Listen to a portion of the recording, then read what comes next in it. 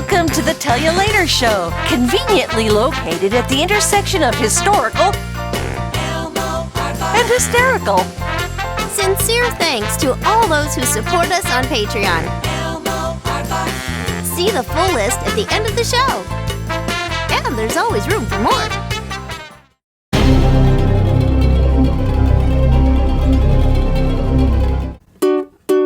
We haven't got a title song for this show, so we're singing this thing instead. Okay. It's really just a substitute. Nonetheless, the melody may stay in your head. Oh, I hope so.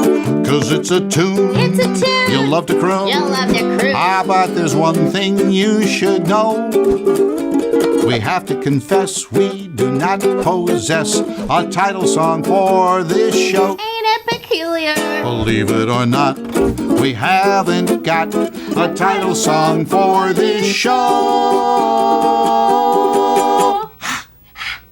Oops. Hi, it's me, Barbie, and you're with my BFF, Katie. I hope you're having fun. You guys are so cool. Bye-bye. Hi, I'm Katie Leigh, and welcome to another episode of the Tell You Later show. This is a little different. This is a Zoom version of Tell You Later. Thanks to all the patrons out there who support our show and those who are purchasing merch at merchalater.com. We really appreciate it. Oh, that looks like a cool mug.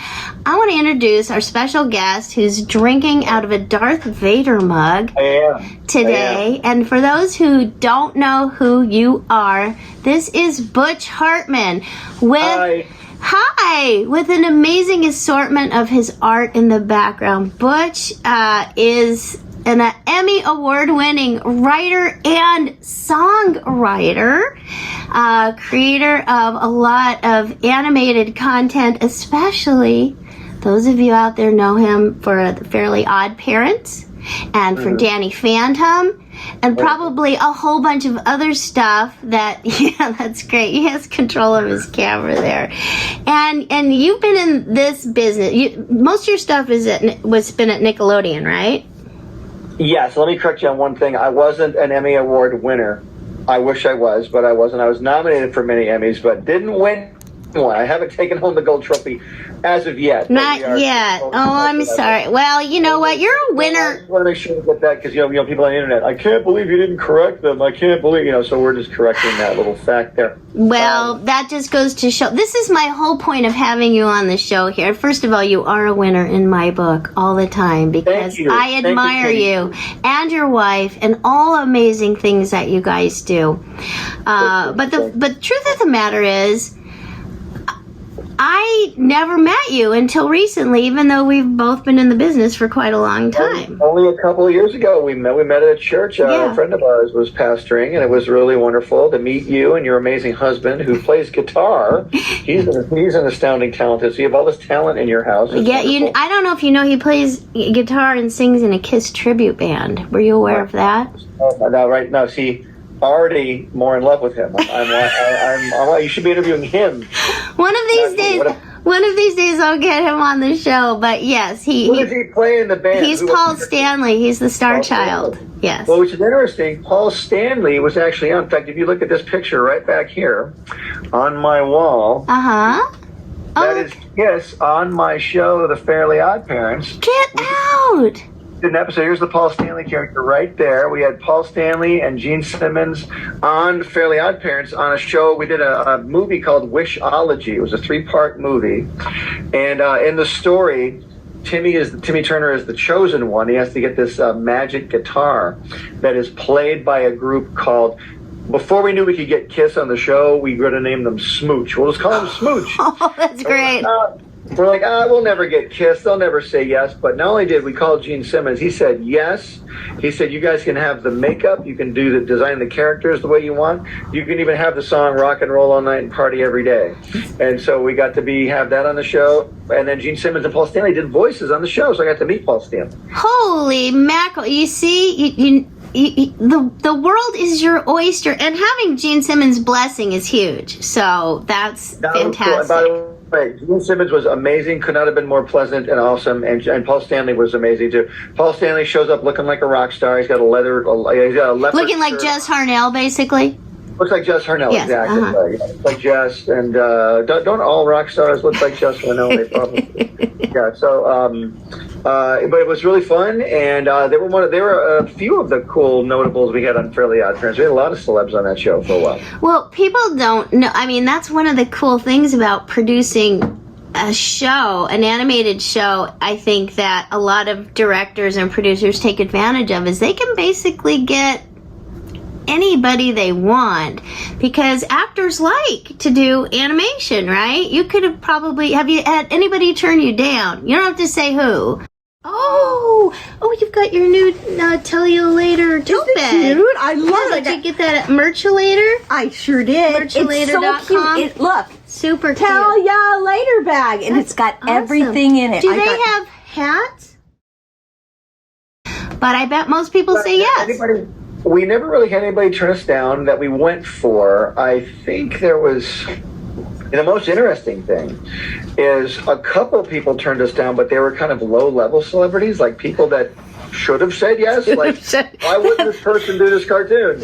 You're like, of course they'll do it. They're doing nothing else, and they would turn it down. And you're like, okay, well, whatever. And then we had a couple big people say yes right away, like Gene Simmons and Paul Stanley. We had Jay Leno. Adam West came on. Oh, how fun. Oh, so much fun. And it was just a joy. And you're right, celebs do love to do cartoon voices. The trick about celebs, you're a professional voice actress. You like do it all the time. You know how to act. You know how to do your voice and sing and all that as a character. A lot of these celebs come in, they're not used to being just on a microphone. They're used to having a camera in their face, used to using their eyes and their facial expressions. And they really can't do that on, they can't do it on a voiceover. So they're kind of frozen in place. They don't know what to do, and I'm like, be bigger. They're like, bigger? I'm like, that was as big as I can go. I go, no, it's not. You can go bigger. You can go way bigger. I need energy. We need energy up here. So I had to have a lot of energy for the celebs that would come in and that kind of thing. So yeah, it was so much fun though. I'm really glad you mentioned that, because I do some voiceover coaching for animation, and people just don't. We actually have a workout group on Friday mornings, because a lot of people don't understand how much energy they have to have, and they do it, and I say, okay, let's just push it as big as you can, and they will, and then all of a sudden they realize, oh, that feels good, that's fun, and I'll ask the rest of the group, did anybody think that was too big? And they're all no, and people just don't know. So when they think they want to do cartoons, why am I so hyper? Why are you so hyper, Butch? Because that's kind of the energy that's required for this type of work.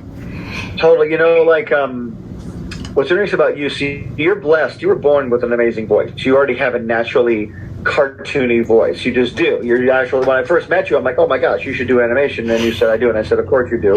How could you not do animation with that voice?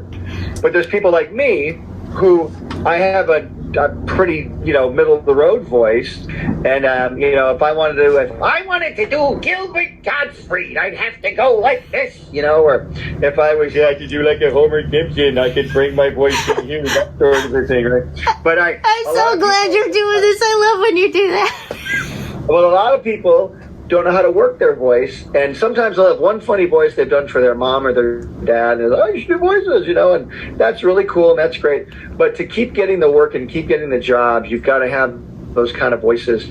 Now, and I always say this too, if you can make the producers laugh, you're in forever. If you come in for a comedy show like Fairly Odd Parents was, even if it's not a comedy show, if you can make people laugh and make their writing better, I'm not saying to go in and rewrite it. Do not be one of those actors that comes in and rewrites everything. Don't do that. You'll be kicked out in 2 seconds. That's a big no-no. Even if you're a better writer than what you're reading, don't do that. You ask permission. Hey, would you mind if I added this in? What do you think? But if you can improv something, like Rob Paulson would come in all the time for me. And Rob was super gracious, very talented dude. But he would improv stuff that was just absolutely hysterical. Be like, oh my God, that's great. Keep that. That's better than the thing that we worked on the script for 3 months, but that's better.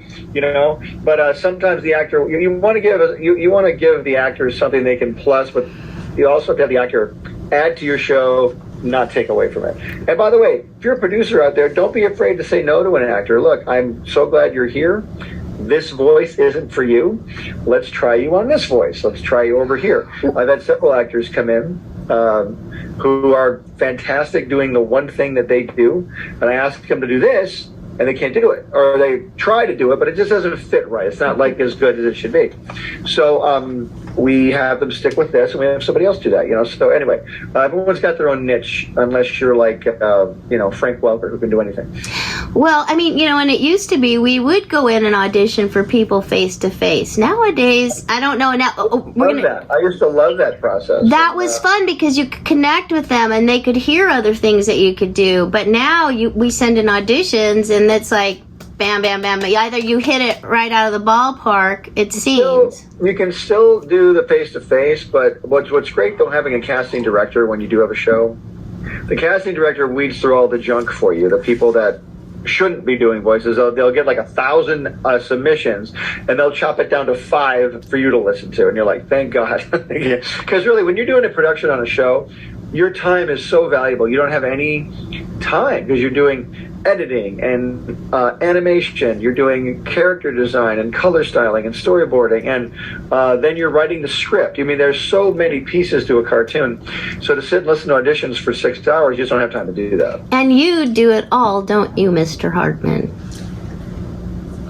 Well, I do quite a bit. I'm very excited to do what I do. I mean, I love drawing, but I realized that just drawing wasn't enough. When I was in the industry in the mid 80s, early 90s, I was hired as an artist first. What was your first show? What was your first show? The first show I ever worked on professionally was My Little Pony at Marvel Productions. I voiced that. Do you know I did about 12 or 20 pony voices for that show? I no doubt about it, and I got fired from that show. How about that? What? I was fired. Yeah, I was fired. I was fired because it was my first job. I was really nervous. I couldn't draw the ponies, and I was hired. They're not really yours. I would love to see you draw a pony in your style. Have you done that yet? What's the fangirl up to this week? To find out, stay tuned till after the credits. No, I think I have PTSD from the ponies. You could draw Fizzy. What does a pony have to do to get drawn in a Butch Hartman style around here? I have pony traumatic stress disorder. Yes, you do. PTSD is the same thing. So I couldn't draw the ponies. I was hired to draw characters, but they put me on storyboards, which I'd never done before. So I got fired, and then I vowed to myself, I'm going to learn how to do storyboards. I'm going to learn how to do everything there is to do with a cartoon. So as the years went by, I learned how to do character design and storyboards and writing. I always wanted to be a writer. Like, I'm like, I know this, I can do a better gag here or whatever. So I'd find out what the writers were doing, and I'm like, that's all these guys do. They don't really do much. At least the ones I was working with at the time, like, they're not really putting a lot of time into this, but I'm like, if I ever get to be a writer, I'm going to put so much. Anyway, long story short, I learned a lot about the process, and then I finally got my own show. So by the time that rolled around, like in 2000, I had been doing every job there was, learned everything, and then finally got my own show and knew all the moving pieces. So when I hired people, I was able to tell if they could do it or not. Like, oh, you can't do this very well. You say you can, but you can't, because I knew what to look for, you know? That's really great. I mean, and that's such good advice. Try to do everything so you understand. Yeah, and you know this too, Katie. Like, I always tell people, if you can enhance your skill set, yeah, you do voices, that's great. But do you write too? Well, I've never written anything. Do you want to write? Oh, I've always wanted to write something. Then write something. What if it sucks? Who cares if it sucks? No one's going to see it. Just write it, and your next one will be better. Right. But, you know, you make yourself more valuable by upping your skill set, you know, and people sit around waiting for people to knock on the door, and they just won't. The door, no one is going to knock on your door. I hate to tell you this, they're not going to. You've got to do all the door knocking at first, and then you'll figure out what the world is like when that happens. But it's so much fun. I mean, networking is so important, and I like to do that. First of all, because I admire everybody. Frankly, I don't write. I just like to read. I can add. I know when I read something that needs a little help, I can do that, yeah. but and by the way, that's fine. I'm not even saying you have to write, but I meet so many people that say they want to be a writer. I'm like, great, what have you written? Well, not much. Yeah. We'll start writing stuff. Do it. I'm just talking to the people out there that want to do it, but for some reason they're being held up, they're being delayed. I don't know what it is, but maybe you're not meant to do everything. Maybe you are meant to be a voice actor. So just get out there and crush that and take as many classes as you can. And you know this too, Katie. Most people hire their friends. Well, that's what I tell people. That's why it's important to make friends, because once you work with somebody, and this is just human nature, once you get on a show and people know you and they like you and they know what you can do, they're gonna want you for their next project because we're already comfortable. Like when you go to a party and you don't know anybody, it feels awkward. When you know a bunch of people, it feels good. So, like on Fairly Odd Parents, I had Gray Delisle, who was not Gray Griffin, but she was Gray Delisle at the time. But she was on Fairly Odd Parents. She crushed it. She was amazing. So then my next show, Danny Phantom, came out, and I auditioned her, but she did great. So I put her on as Sam Manson, the goth girl on Danny Phantom. And then my other show, Tough Puppy, came out, and I auditioned her again, and she got the part of Kitty Catswell. So I had her on 3 of my shows. And so, Gray, you're welcome for all the houses that you bought as a result. Thank of being you, on. Gray. Yeah, I know, Gray. But Gray's amazing, and there's other amazing actors. Darren Norris was another actor who was on several of my shows as well. You get to know people. You're like, oh, Darren could do this. Oh, Gray could do this. Tara could do this. Tara Strong. Let's bring them in. I know what they can do. So, well, and that's the thing. Even if we audition, because everybody has to audition, everybody's sort of obligated. But if it's between them and a couple other people who you don't know, you're gonna go with somebody you already know, you can trust, and you like. Right? And plus with me, it always came down to speed. And it comes down to that with any producer normally. 90% of producers are like, I got to get this done. I cannot sit in this recording booth, at least to me. I mean, I get to sit in this recording booth for 6 hours today. I only have 2 hours. And the people that can knock it out, they know what I want. Let's get in there. Let's do it. And by the time we did our 5th or 6th season of Fairly Odd Parents, we were rolling. It's like we would do the sessions in 90 minutes because everybody knew what to do. Isn't that wonderful? We had 4 hours booked, but we do it in 90 minutes. And, let's just crank this out. Let's get it done. And it's so weird. You do a recording session in 90 minutes, and it lasts on TV for 30 years. It's been on TV for 20 years so far. You're like, man, we did that in 90 minutes. I think you guys used to record that over at Salami, didn't you? Or did you only do it at... We would hop around. We were primarily at the Nick Studios in Burbank. And at the time, they only had 1 recording studio. So we had to swap out with SpongeBob and Jimmy Neutron and whoever else was recording. So if they were booked, we'd have to go to Salami or down the street to other places, too. Yeah, I used to see your signs over at Salami. We'd record Adventures in Odyssey over there. I'd see their signs and think, wow, that's cool. We left scripts over there? We left No. You know how they put on the doors, we're recording this in that place? I'm a snoop. I like to see what else is going on. Yes. Yeah, no, we would do that. And, then I did a bunch of pilots, too. We would record different pilots and, things we were pitching. And I'd have those same actors. I'd say, let's have so-and-so. Let's have Rob do this, or Tara or Gray do this, or Darren, because I know they could do it. And then I was a big fan of auditioning new people, too. I would always audition people just to get to know them. Right. In fact, on my last show, Bunsen as a Beast, I vowed I'm going to use new people on this. I want to use new people I've never worked with before, so I auditioned a lot of people for that show.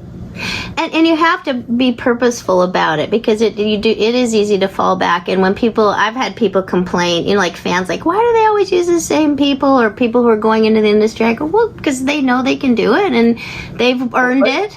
Thank you so much to all you patrons who help us out there. We really appreciate your support. Thank you, everybody who's buying merch on Merchulator. Go to my website, katielee.com, and see there's all kinds of cool stuff. And you can see it there or on Merchulator.com. And also those who listen on Anchor, I want to shout out to you guys, because I know there's a bazillion of you out there who listen, and really appreciate you too. And quite honestly, it's not even just that. Like I'd go, hey, Tara, I'd have Tara come in to do Timmy Turner, and Tara can do 74 voices. Right. And same with Darren. Darren can do 1 million voices. It's like I don't need to audition anybody, because I've got a guy, Carlos Alazraki, for example, who's a freaking genius. I would have him on the show, and I'd say, Carlos, can you do this? And Carlos would just bust it out. He was hysterical. And so it's like, well, Carlos, I've got 3 people here who do 45 voices. I don't need to audition everybody. And everybody would always say, did you work with so-and-so? Did you ever? And I'd be like, no. You don't need to. Well, because the people who are really good are good at a lot. I mean, that's the whole point. Voiceover. Right. Most voiceover people have a range, and they can do different stuff. And until the producers or the director know what you can do, you're never going to do it. But speaking of which, so I was like, geez, I never met Butch Hartman before. And then I got to meet you, and that was really cool. And it turns out, you're really good buddies with Christina Malizia, who is a good friend. Who is a dream girl. I love her. Yes, she's amazing. Shout out to Christina. And I met her networking at a women's voiceover conference once, and that was really great. And we actually worked together on a kind of a Jewish cultural cartoon called Shaboom. I don't know if she ever told you about Shaboom. I don't know. She never did. No. Yeah. So it was all about. It was really interesting. So it talked about certain. Was it called Shabbat? It was called. No, Shaboom? It was called Shaboom. Shaboom. Okay. So you can look it up. And that was fun. And then. Well, here's an idea for a Jewish robot. You call him Shabbat. S-H-A-B-B. There you go. That's your next show, Butch. Write that down. I just made that up. Hey, wait a second. Let me get my. Hold on. Hold on. Writing it down. Writing down Shabbat. I was Jewish taking, robot. Oh, there. There you go. This will be my Shabbat boy. There we go. Hello, this is my robot. Yes, I was taking apart my booth the other day with the air conditioning that doesn't work. So why am I even keeping this? At least I could use it for Halloween. I don't know. Very jealous. I don't have any of that here. I'm so sorry. Well, I'll bring it to you if you need some. There's sunglasses. That's what I have. But the news is I actually did get to work with you finally. Yes, let's talk about that. I'm so thrilled. Tell them what's going on, Katie. You are the Garden. The Garden. Yes, I have a brand new cartoon. It is called The Garden. It is made for the Christian children's audience. It's something I've always wanted to do. Or future Christian children. And future Christian children, yes. Whatever. Here's the deal. There's really not a lot of Christian cartoons out there that don't have the word veggie or tails in them, right? And I love Veggie Tales, but Veggie Tales has not been out for, I actually think it's still out, but the original version isn't really out anymore, and there's really not a lot of Christian entertainment for kids. I mean, I'm a parent as well. My daughter's It's apparent that you're a parent because I saw your daughter. You met I have two daughters. Yeah, they're full grown now. But growing up as a Christian parent, you're like, wow, I really am trying to. And I wasn't one of those parents that didn't let them watch anything. I didn't keep everything out of their eyes, but I was very careful. And I was like, I wish there was a great Christian cartoon here that not only taught the Bible, but was super entertaining. And the goal is to be super entertaining is pretty important. Right, so our two words are super entertaining. So we've got a cartoon called The Garden. It's about a little lion named Lenny and a little lamb named Lucy, and they work in a magic garden where anything Christina can grow. is Lucy, right? And Christina Malizia plays the little lamb named Lucy Lamb, and she is just adorable. She's amazing. And anyway, we have James Arnold Taylor playing Lenny the Lion. You know him from the Clone Wars and just about everything else in the world out there. James is fantastically talented. Mm-hmm. So I got James and Christina doing my two lead characters. Brian Stivalli, who you know very well, he does the voice of God, actually, because the God comes down into the garden every day as a rainbow, and he talks to them, and he gives them an assignment, and they have to go do it, and they normally mess it up, and they have to learn. Normally I'm cast as the voice of God, but I can understand why you went with Brian this time. I can imagine in your house you are the voice of God. I'm sure you are. So I know God's screeching again. Yeah. God is screaming. Why is God yelling? Why is God telling me I'm not good enough again? What's going on? But anyway, we've been making this cartoon for about a year now. We're just about ready to launch it. We're super excited, and you, my darling, came on board a couple episodes ago as a little goat girl, and she was so cute. Yeah, very cute. And the episode you're in is where Lenny and Lucy are hanging out. They're best friends. And then this little goat girl comes along who's kind of I guess she's more of like a tomboy type of a girl. And she'll do all the messy things with Lenny that Lucy doesn't want to do. And so Lenny starts becoming friends with her, and Lucy gets very jealous. We have a little love triangle. Well, no, so yeah, we don't go there with it, but yeah, it's for kids 3 to 8. But we learn about envy and jealousy in that episode and how they're not good. But it's really funny. It's very cute, and I think Christian parents out there are going to be really pleased with this cartoon. And I just can't wait for people to see it. Well, I'm super excited, and this is something you've done on your own, right? Yeah, totally. We've completely produced it and done it on It's our not own. a Nickelodeon production. No, Nickelodeon is not known for making Christian cartoons very often. No, they don't. And so we, I could have made any other cartoon I wanted, but I really felt led in my heart to make this cartoon, and I really think it's needed, especially in the Christian space. And like I said, it's really entertaining. That we really push the character development and the story. Yes, there's great Bible lessons. Then there's a song in every episode. Do you write all the songs? That's what I was going to ask you. Are you a musician too? Tell you later!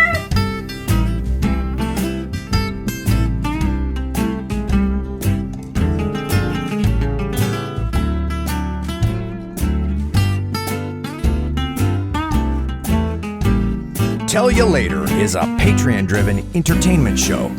So what are you waiting for? Come on over. Join us at patreon.com/Tell You Later.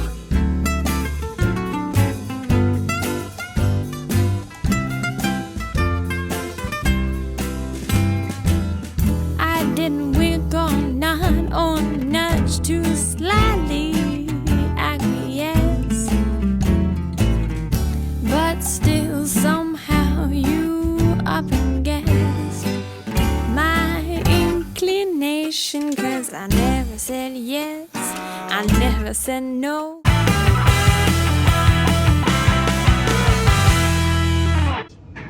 Isn't that incredible? So cool. I know it. Wow. I know. Mr. Whitaker's office does not mess around. Pardon me, Connie. I'm just going to send you back down there. Are you okay there? She said she was. Okay, now let's go into the Discovery Emporium. Or do you want to go into Kids Radio? Well, let's just look at it because the sign. It looks like there's people in there, so I don't want to bother them. Maybe some other time. Actually, can I come back and record sometime? Let me think. Yes. I better take off the hat, Connie.